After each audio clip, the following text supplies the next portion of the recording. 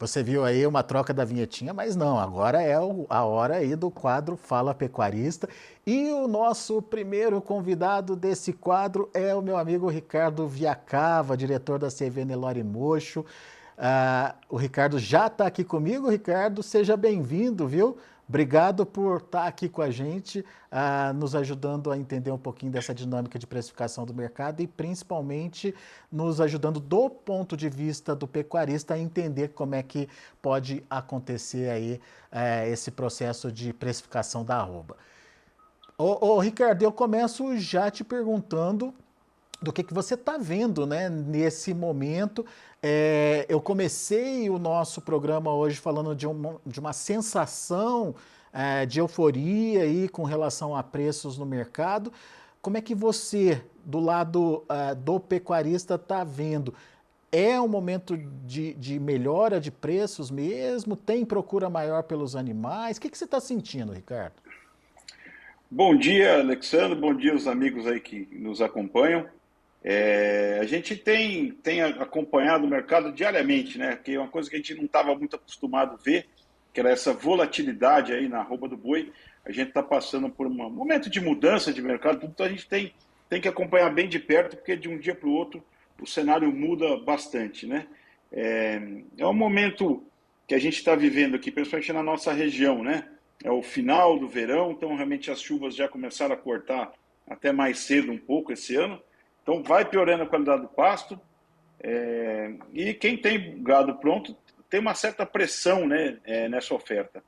Tem também uma que a gente estava conversando um pouquinho fora do ar, uma característica que andou mudando um pouco, como a gente não tem mais aqui, principalmente em São Paulo, MS, a campanha de vacinação de maio, a gente realmente pode ser que veja uma antecipação um pouco, né, daquele abate comum que a gente via de fêmeas aí após a campanha. Então, no nosso caso, por exemplo, a gente está procurando antecipar um pouquinho essas ofertas para fugir daquele pico, né?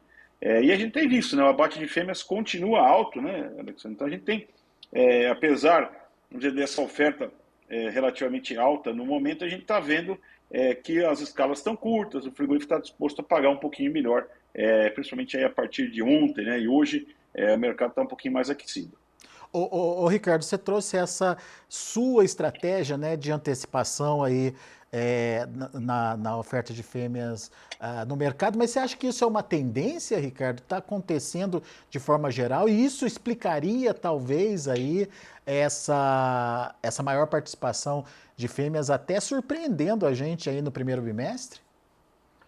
Pois é, a gente estava, né, já com a expectativa dessa virada do ciclo, né, de começar a aumentar a retenção de matrizes, isso não está acontecendo, e eu acredito que pode ser realmente por essa questão que a gente falou, de uma certa antecipação daquela fêmea que sairia ali mais para o mês de maio, finalzinho de abril, então a gente pode ser que isso explique um pouco dessa oferta de fêmeas. No nosso caso, a gente tem realmente adotado essa estratégia para aproveitar, né, que o gado está bem, está a pasto, está dando acabamento a pasto, aproveitar esse momento e fugir daquele pico de oferta, né? E como é que estão como é que está a sua relação com os compradores? Como é que eles estão nesse momento? Estão procurando, procurando, te oferecendo aí preços melhores? O que tem acontecido no seu dia a dia aí, Ricardo? Olha, a gente nota, né, que realmente as escalas estão mais curtas, né? Quando a gente tem uma mercadoria de qualidade, tem até assim, uma certa disputa, né? Por exemplo, vamos dizer, uma novilha pasto bem acabada, ela tá sendo procurada.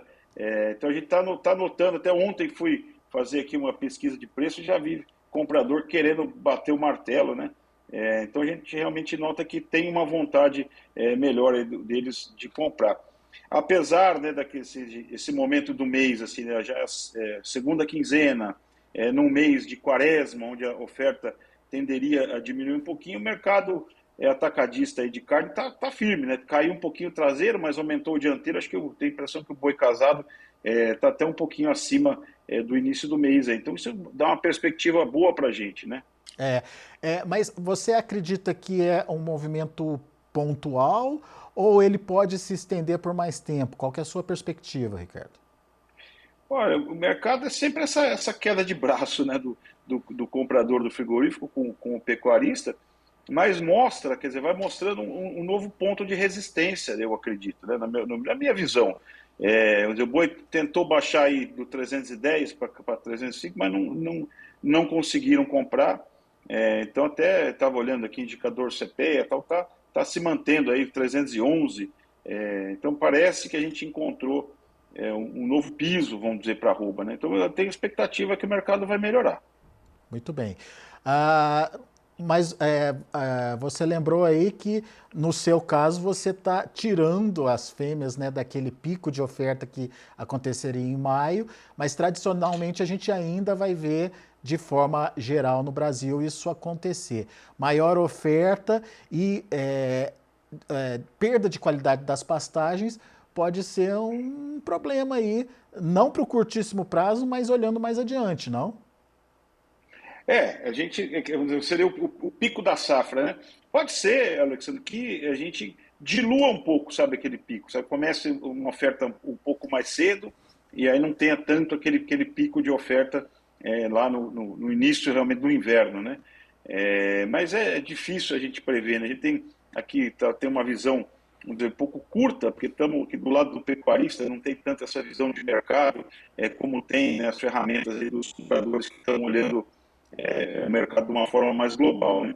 A gente ainda olha o nosso valor de arroba comparado com os nossos concorrentes, a gente ainda está abaixo de Argentina, de Uruguai, dos outros grandes players do mercado, nossa arroba ainda é mais barata, então quer dizer, nós temos espaço para crescer. Temos que ver qual que vai ser o efeito dessa guerra aí Estados Unidos e China, são dois compradores importantes da nossa carne, né? Então a gente tá sujeito a muitas variáveis, mas eu tô otimista. Legal.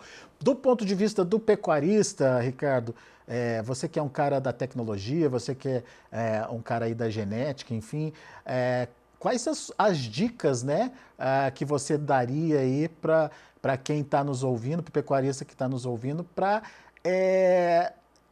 talvez ficar mais conectado com esse mercado hoje que tem essa volatilidade que você bem apontou aí para a gente?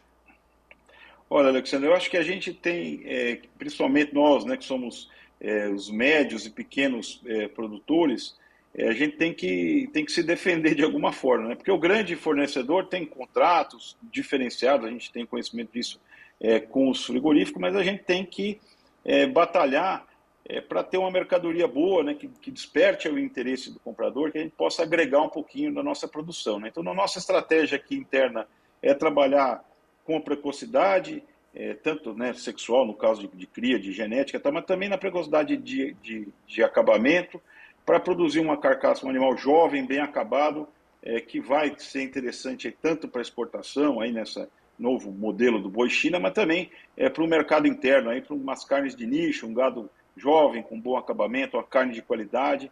A gente tem que procurar essas parcerias com o frigorífico e estar atento, né? Porque o mercado realmente mudou muito, muito volátil, e a gente tem que ficar esperto a esses movimentos aí, quando a escala começa a esticar muito, a gente tem que ficar esperto e ter uma estratégia para se defender um pouco dessas oscilações, né?